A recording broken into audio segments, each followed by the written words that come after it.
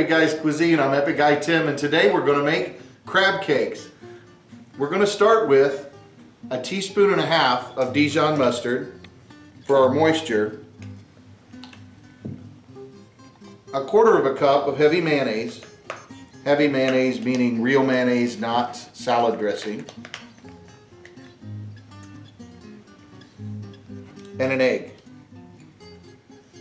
We're going to put about 1.5 teaspoons of Old Bay seasoning. Old Bay really is the heart of crab cakes. It's just the seasoning that you have to use. And we're going to whisk this up real quick. Just want to get all these ingredients well blended. And so now we're just going to roll into our vegetables. What we're using today is some bell pepper. We're going to do about 1/2 cup. And these are finely diced. You can go as far as minced, but you don't want to go with a heavy chopped vegetable. This is yellow onion for 1/2 cup. I've got some celery here that I diced up this morning. I'm going to throw 1/2 cup of celery in. These vegetables are important. They're going to add the moisture that makes this dish. We're going to put a teaspoon of minced garlic in there. And we're just going to go ahead and fold this together real quick.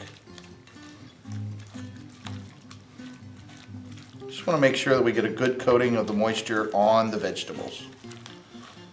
All right, now we're ready for crab meat. I'm going to go ahead and add 16 ounces of crab meat. That's a pound. What I've bought today is lump crab, fancy crab, and the claw meat. I like the 3 colors. I like the texture. The fancy is basically shredded. The claw meat's exactly what it says. It's the claws of the blue crab, and so it has that color. If you make the entire dish with the fancy, it's almost dark. It just doesn't play well. I like the other. And then the lump, of course, are the bigger lumps, the bigger pieces of meat. This is where we need to really take our time and gently fold that crab meat into the moisture and the vegetables. If it's too rough at this point, then you're wasting the money you paid if you bought lump crab, because you're just gonna shred it all up. So now we've got this blended, we're going to add 1.5 cups of breadcrumbs.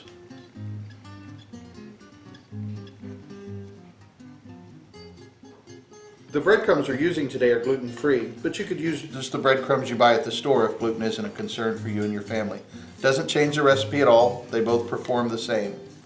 So we're mixing this together, and it's going to seem pretty dry, but you got to figure there's a lot of moisture in those vegetables and that crab meat that's going to express itself out. We'll get this evenly blended. Just want to mix very gently here. Get this evenly blended, and then we're going to let it rest. So I'm going to cover this with some plastic wrap. We're going to let it rest for 1 to 3 hours in the refrigerator and allow those breadcrumbs to absorb all the moisture and the flavors to all combine.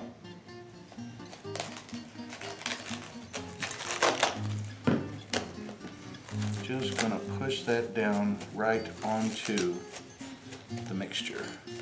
That's it. We'll drop this in the fridge for an hour or so, and then we'll be back to cook up some crab cakes. So we've had our crab cake mix in the refrigerator for an hour, and we're going to let that sit for now, and we're going to go ahead and mix up. What we're going to have is just a little sauce to serve with our crab cakes. This is about 1/2 cup of mayonnaise, 1/4 cup of Dijon mustard, and some tarragon flakes.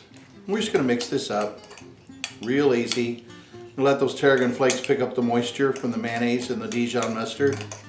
This is a make ahead. You can make this a day before. It's no big deal. In fact, the further ahead you make it, the more that tarragon flavor you're going to have.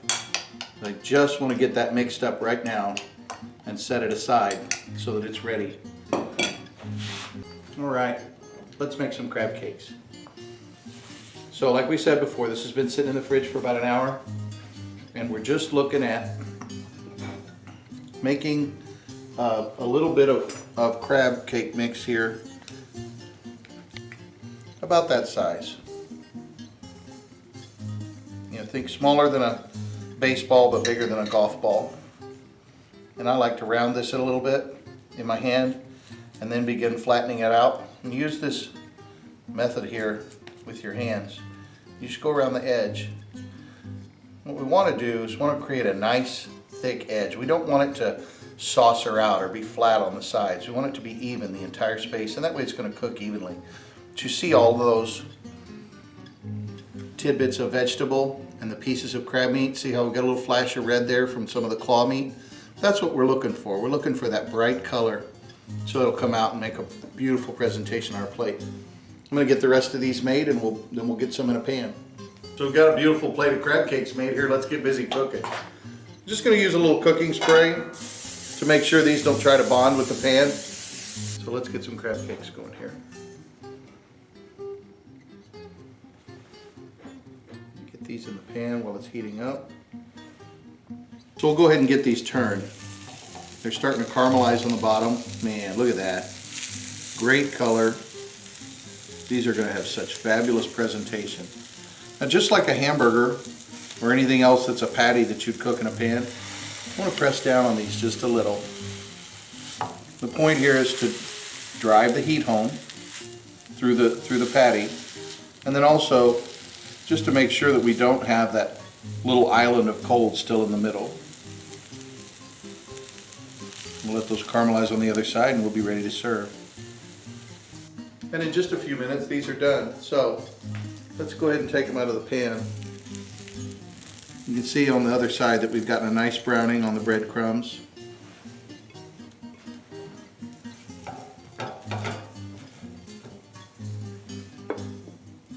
Man, what a great presentation. I'm going to put a little bit of our mayonnaise and Dijon mustard sauce on here with the tarragon. And this is ready to serve.